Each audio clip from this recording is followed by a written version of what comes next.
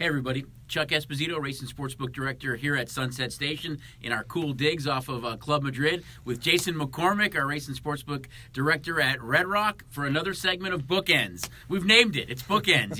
We're going to cover everything race and sports and everything in between, try to give you guys some insight from your side of the counter and our side of the counter. It's always a fun time to be together, Jay. Oh, and I tell you, the sports, the plethora of sports going on. We've got I like it. We've got hockey and basketball and golf and baseball.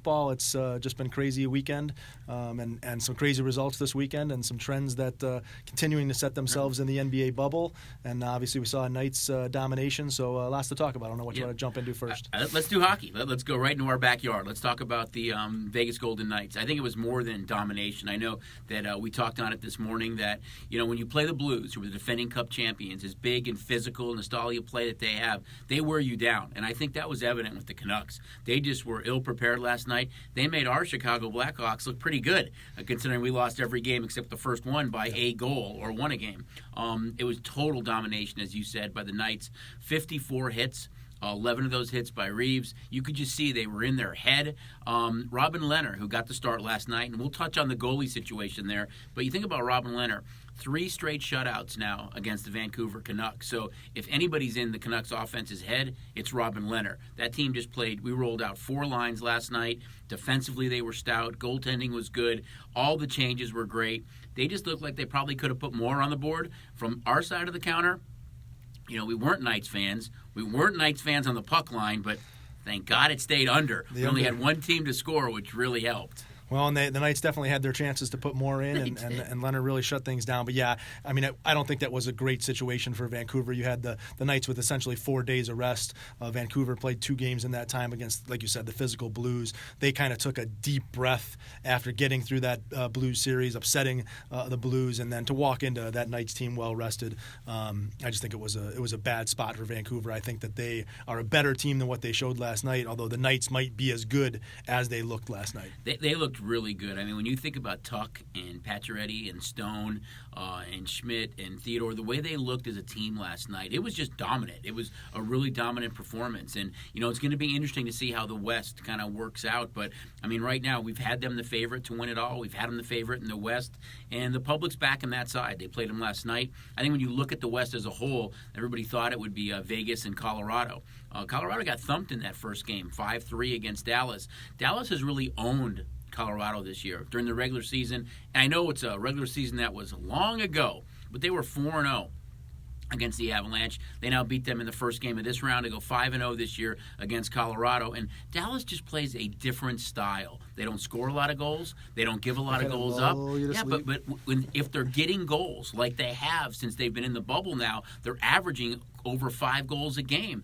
That changes things so much when you have either Bishop or Hudobin who you can put between the pipes. Even though Bishop's hurt right now, that team is just a playoff type team. Low-scoring games, don't give up a lot, don't score a lot. They looked really good. Although Colorado did lose, they're still the favorite in the series, down 0-1. But Vegas against either one of these two teams, I think, would be interesting if we move on, just because of the contrast in styles against Dallas. Yeah, and I'm not going to get off the Colorado train yet. I think that is a great team, and I think that I can't wait. If in fact they are able to beat Dallas, that matchup with the Knights is going to be what I really believe is a better Stanley Cup final than anything we'll see. Don't forget no Grubauer, though, too. So they've got some injuries between the pipes. They've got some injuries on defense. But, yeah, I agree. I think the one thing that really helped Dallas, and strangely to say, but was playing the Calgary Flames in the first round. It really, Calgary plays a very, very open ice game, and it kind of gave Dallas the ability to kind of get out of that shell that they play in.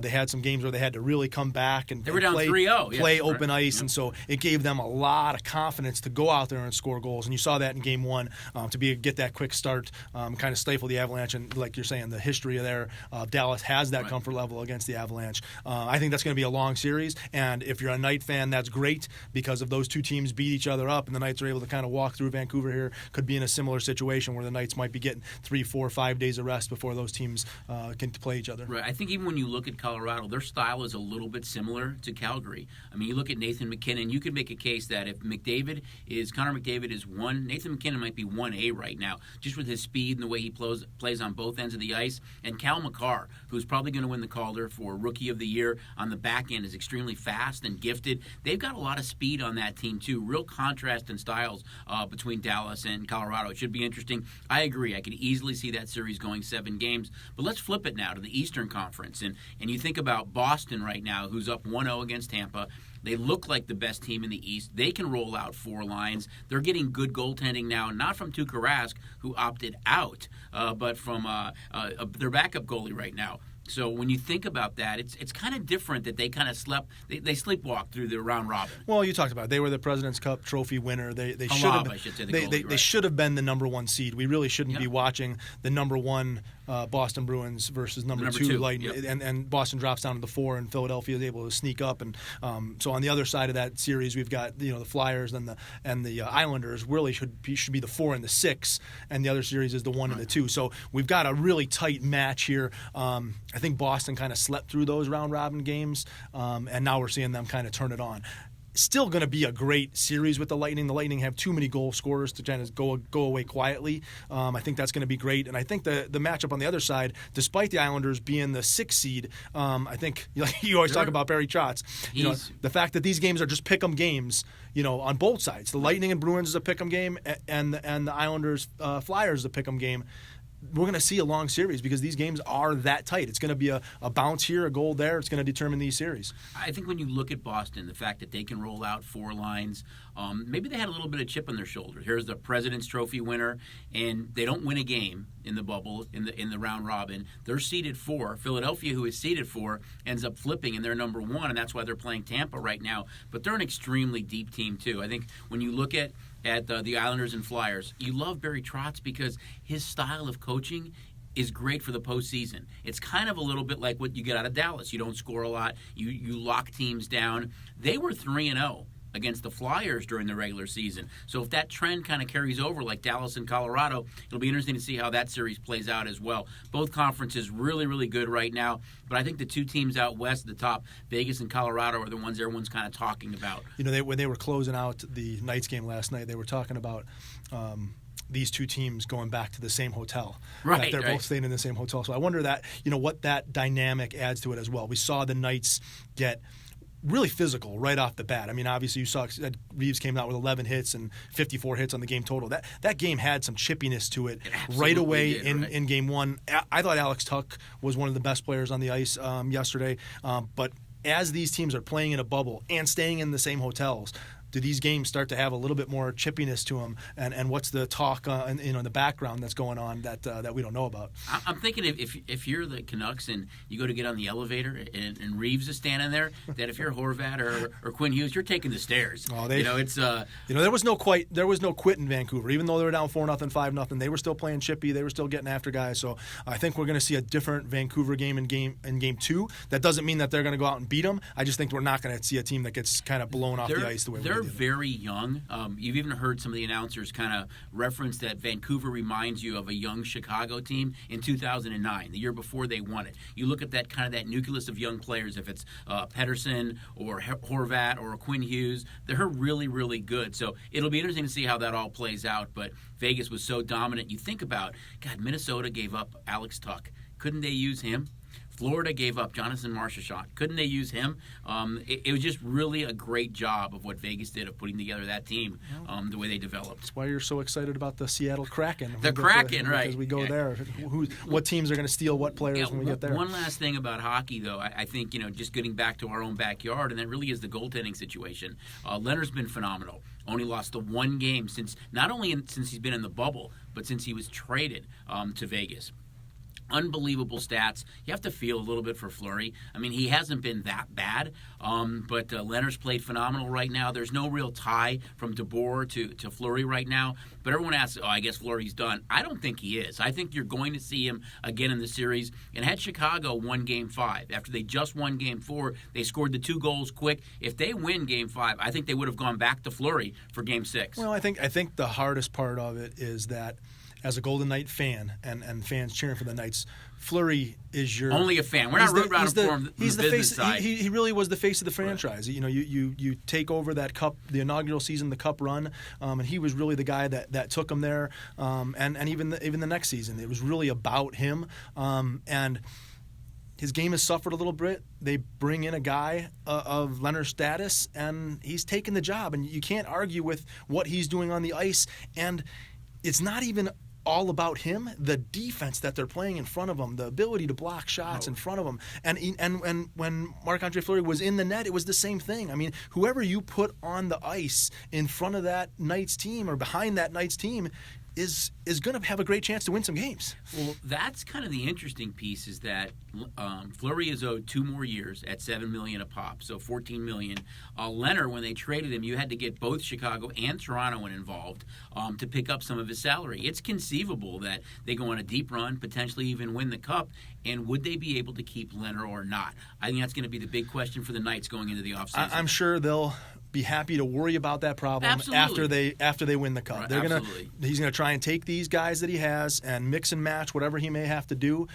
Keep them both motivated. I think Fleury handled the situation fantastically from everything that we know. Who knows what's going on really behind the scenes? But at the end of the day, it's about winning games on the ice, and the Knights haven't faltered there at all. I'll leave the hockey with this. If you love trends, Peter DeBoer, the coach of the Knights, his first year as coach of the New Jersey Devils, they go to the Cup. They do lose. His first year as coach of the San Jose Sharks, they go to the Cup. They did lose, but we'll see if he can get Vegas to the Cup and maybe and maybe change it, But hockey's been great. Now let's look at basketball a little bit. Basketball has been great. I mean, the play in the bubble has just been phenomenal, up and down. I think you look at the Western Conference, a lot more competitive than what we're seeing out east. You called it when you talked about the sweeps. You were right on. And it's been interesting, but a lot more parity, I think, out west. Well, we'll start with the Clippers. I think we both had said that we thought the Clippers were the best team in the bubble, had the best chance to win the NBA championship, and they're now in a tied up 2-2 with Dallas. Luka Doncic has been absolutely amazing. You said it right, too, by the way. I get his name wrong every time. Just call him Luka. Been amazing. Obviously, the game winner the other night. They've been absolutely fantastic. I think Doc Rivers was a little bit upset after the game, just the defensive intensity from his team as well. Yeah, that the Clippers just didn't. I mean, this is supposed to be the premier defensive team in the league, and they just hadn't showed it to this point. They're a 6.5 point favorite as we go into Game 5. I have a feeling that we're going to see a motivated Clippers team in this next game. But Doncic has kept them alive and amazing. But going back to my sweeps, you were right on. We got it's really been the sweeps in the East, as we got Toronto to sweep the Nets. We've got Boston to sweep the Sixers. We should have, by all rights, had Milwaukee sweep Orlando, but they were able to steal a game. That was probably one of the biggest mismatches of all the first round matchups. And good for our side of the counter, though, because you had the Blazers who beat the Lakers that same day, right? And then Miami has the ability to close out the Pacers for a sweep, and that's yet to be determined. And the West has been a little bit more from a competitive standpoint, a little bit better games. But man, basketball. 7. We were talking about trends. I was going to touch on that. Right? The overs. We've talked about playing in the bubble, lack of defensive intensity, or just the ability to shoot, or just no fans up and down the court. But overs on Saturday, Sunday. 7 overs, 0 unders, and 1 push. So again, the people that have been betting those totals doing a great job hitting on the overs. Even the game on Saturday, it looked like it was an under, and that was the Thunder Rockets game. It goes into overtime, it goes over. So it really has favored the over bettors. It's not quite the zigzag theory that we talked about when teams are down 1 or 2 based on when they go back to the other team's venue, how they play. Here they're all in the bubble. I think you don't see that same parity that you see in hockey. You can get a goalie to stand on their head and steal a series. In basketball, that's not the case. We're starting to see, especially in the West, as you mentioned, just total dominance by the teams that we expected to be there. Lakers are up 2-1. They could go up 3-1. I think the Clippers need to right the ship a little bit. But I still think when you look at the next round, I don't think you're going to see any teams that we don't expect to be there in basketball. Yeah, the Jazz have played good, but I don't think that they're ability to beat the Lakers or Clippers is going to be there. I would question on the East side, though, whether it's Toronto, Boston, Milwaukee. The Raptors, right. Again, we're both kind of in love with the Raptors and what they've been able to do. Coach of the Year as well. You lose Leonard, you come off a championship series, and you get Coach of the Year. Yeah.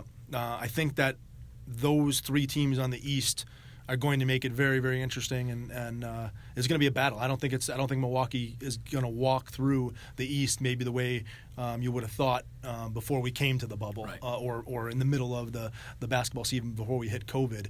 Milwaukee looked like a runaway in the Eastern Conference. I know it's getting a little thinner now based on, hockey's moved to the next round, but it's been such a boom for us guys, and I'm sure you guys love it as well, is that we have so many games starting at like 10:30 in the morning every day. You just have basketball one after another. They're playoff games. It's just been tremendous. I think when you look at all the other sports that are going on around this time of year, I know I said it last week, I'm going to say it again, it's March and August, games from morning till night, and it's really created a fun atmosphere in the book. Yeah, and one of the questions we've been getting a lot of is what is in play?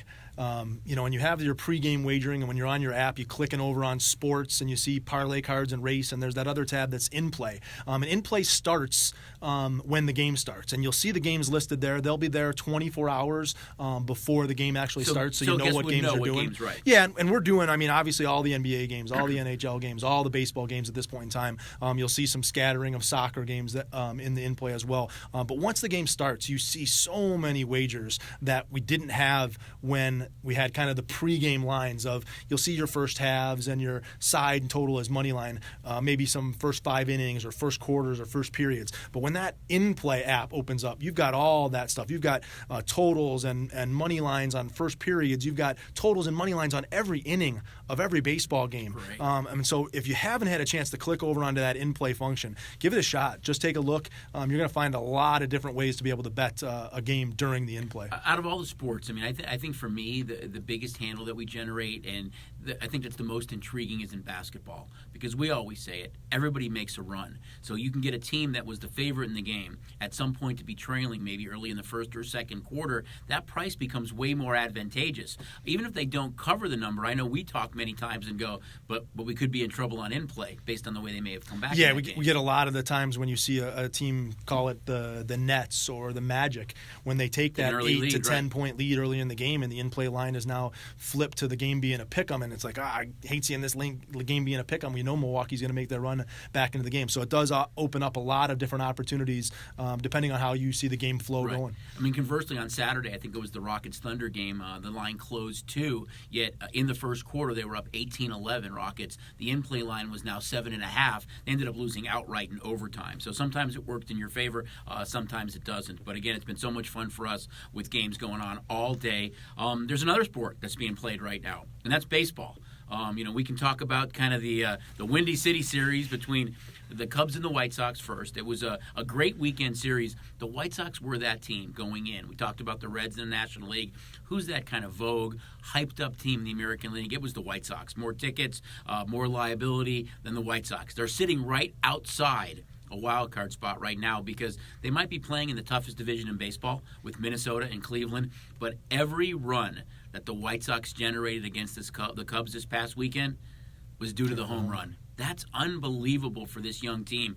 They took 2 out of 3, but they are definitely trending in the right direction, and they can hit, they can steal. If they can get some pitching, they're going to be a dangerous team, providing they get in from the tough division that they play in. Well, you talked about them being the young team, and I think that was what the preseason and why White Sox, look at the hype of what they can potentially do. That lineup is crazy nasty. Good. They can hit. Luis Robert, Eloy Jimenez, Tim Anderson's really come on. Jose Moncada, Abreu put the weekend with six homers on the weekend. They get Grandal from the Brewers, another guy that can flat out rake. So that lineup can score some runs. Like you said, the pitching, the bullpen, that's where they're going to have to find a way to win some games. And outside of them scoring some runs, you said it, Cleveland and Minnesota are 2 other teams that can absolutely hit the ball as well. The luxuries, they all play Detroit and Kansas City, 10 times, 20 times apiece, so maybe that helps them. And from a Cubs standpoint, it was nice to see Darvish stop the run and get a 2-1 win to close out the series. You can make a case that he's the favorite right now in the National League for Cy Young. He's 10 strikeouts yesterday. He's 5-1. I think what you love about the White Sox is they did exactly what you're supposed to do. They weren't playing well a few years ago. They had some trade pieces in Chris Sale and Quintana. They traded Sale to the Red Sox for Moncada. They traded Quintana to the Cubs for Jimenez, who had never been up in the majors yet. And they saw something in these kids. They were able to get top prospects from these organizations and injected them into their lineup, and it's been unbelievable. They did exactly what you're supposed to do when you're not in the race. Do you think that the White Sox are still thinking about given up for Fernando Tatis Jr. for James Shields 5 years ago. I bet you, as young as that team is and as good as they are, they still could have Fernando Tatis. Yep. I'll give you one more interesting thing. We're talking about that trade, the other 2 trades that they made. This year's trade deadline is a week from today. So it's August 31st. So there's very few teams that are out of it. I mean, Pittsburgh, the Red Sox, but you look at, the National League only has 4 teams that are playing over 500 baseball right now. Yep. I think the Marlins right now are sitting as the last wild card team at 11-11. The Cardinals are in there as well at 9-8. So wide open. Anybody can make a run. We've seen some teams with some real streakiness. I think the Padres are one of them. Now won 7 games in a row. Dodgers best record in baseball, right? It's been even the Giants just won 6 in a row at the chagrin of the Diamondbacks. But teams have really been making some runs, and I think it's going to make it interesting to see if teams are buyers or sellers. But everybody's got an opportunity. Yep. But the Padres are a team we talked about. You talk about that young talent. The White Sox hitting homers. Right. The Padres have gone even another step, and they're now called Slam Diego as they went with 4 consecutive games with grand slams. So they're another team that's on fire. But again, the Dodgers sitting in that division is going to make it very, very difficult. And we'll see if San Diego can keep it going. But their pitching has been really, really good. They're playing great in that home ballpark. Tatis has been an absolute monster. You watch Machado, just doing what he does, and that lineup, kind of from top to bottom, has just been effective. Oh, don't forget with baseball, it's going to be kind of a different format once you get to the postseason, where the team that finishes first may be able to pick their opponent. So at 3-game series only, whoever's the home team, all 3 games are in their ballpark. So a little bit different. And then with Washington too, they lose Strasburg now for the year. So you wonder if they're going to be active or not at the trade deadline. So I know we've touched on basketball and baseball and hockey, but you look at the other side of the room too, which is so much fun. We've had the Twin Qs every Saturday in August. $10,000 Twin Qs. I think we only had 2 winners this past week. I think it was maybe Green Valley and Boulder Station. They're usually spread out throughout our race books, but it's always a great tool for a small investment. You can hit that lottery ticket for $2. $5,000 on Fridays and Sundays, $10,000 on Saturday, and then it's not that far away. Labor Day weekend, the Kentucky Derby. We've got Derby futures up right now that you can bet not only in our books, but on the app as well. Yeah, and you've got one more $10,000 Twin Q on the 29th, and then you're going to have your $10,000 Twin Q as we go into the Derby. Tis the net law is going to be an even money favorite, maybe less. I think we've got them minus $1.10 in our future book. A lot of interest in that future book. I think Kentucky Derby's going to be interesting because you're going to get some prices on these other horses with him being such a favorite. Right. There's just so much going on. Not only horse racing, but we had the Indianapolis 500 that just passed. NASCAR's been great. Golf, the Masters isn't that far away. UFC, some boxing, Aussie rules football, KBO. There's so many things on the board right now that really make it fun. We know all the guests have to understand that there's queue lines and the social distancing in every other seat. But overall, the atmosphere and I think just the education and communication to the guests has been phenomenal. We applaud you guys for coming out, having fun, understanding everything that we're trying to do for you guys. But it's been great again. March in August, the way the action's been. Well, you did a radio interview this morning with JVT, and he talked about this being just an unbelievable August. Like, we've never had a sports August like this before. All these games, all these sports, playoffs in August, kind of getting us ready for football season, and it's been incredible. It's been really, really busy in the book, and we're about to turn the page and open up some football betting. Who knows how much college football we're going to get around Labor Day? It's probably going to kick in those 1 or 2 weeks after Labor Day. But the ACC starts that the 12th, but after that, I think it's the 26th. We know we're going to get the pro football beginning on the 10th, the first week being that 13th. We're still going to have the hockey playoffs, the NBA playoffs. We're still going to have baseball going on, and so it's vitally important if you don't already. And whether you're call yourself a casual gambler, a professional gambler, you just love sports betting. I think that you hear all the time. I wasn't able to get my bets down. It's about time. It's about being able to get down to the book, making that availability to take time out of your day to get down into the book, and you don't have to. You can get that STN app. Literally, come into one of the station sports books. It takes 5 to 7 minutes. They're going to get you signed up for the STN app. You've got an up to a $50 bonus going on right now. You're going to have the ability to bet sports in the palm of your hand from wherever you're at on all these different events. Derby futures now. Getting yourself ready to go for that NFL season. And it's going to be a little bit tough. We are anticipating those first weeks of the NFL with a lack of seating. Bet early, open up a mobile account, a lot of things that can help you guys alleviate some of those long lines. Just the social distancing protocols that are in place. You're going to want to make sure you get that STN app. And don't wait till Labor Day. Now is the time. Get yourself in this week. Get yourself set up with that STN app and prepare yourself for football season. Don't forget with football, too, our signature contest, Last Man Standing. We're taking applications right now. Same format in the pros, $25 entry fee. 4 entries at $100 gets you a 5th one free. I know there's no preseason right now, so it's kind of off everybody's radar a little bit, but we have started taking apps. Come on in, get signed up for Last Man Standing. It's a great contest. We're giving back 100% of the entry fee, so football's right around the corner, as Jay mentioned. And one last thing, gang. I know we go through a lot in both race and sports, and we've called this bookend because we want to cover everything in between, but we know you guys might have questions as well or want to know some things. Feel free to respond and shoot an email in, and we'll try to get back to you as quick as we can, either one of us or somebody from social media team here at Station Casinos, if you have any questions at all. So have a great week. Jay, if you want to finish it off. Yeah, just, we'd like to see some questions just to address in next week's show. If there's something you got, not even if it's sports related, if it's something about what goes on in the book, or maybe you have questions about your comp points or something like that, we'd be happy to answer any questions you may have. And, if you want to make it something interesting, or if you've got a prop that maybe we need to put up. Great, yeah. Could propose a prop to us for week 1 of football. We'll throw it up there for you, and we wish everybody good luck in their fantasy drafts. So we know that they got these coming weeks, and you could throw out even some fantasy draft questions. And when Chucky gives you advice, you can go the other way with it. I think he did beat me in the championship game last year. But anyway, guys, it's great being on with you again. It's Chuck Esposito, Jason McCormick, another segment of Bookends here from Sunset Station's radio booth over at Club Madrid. We'll see you next week.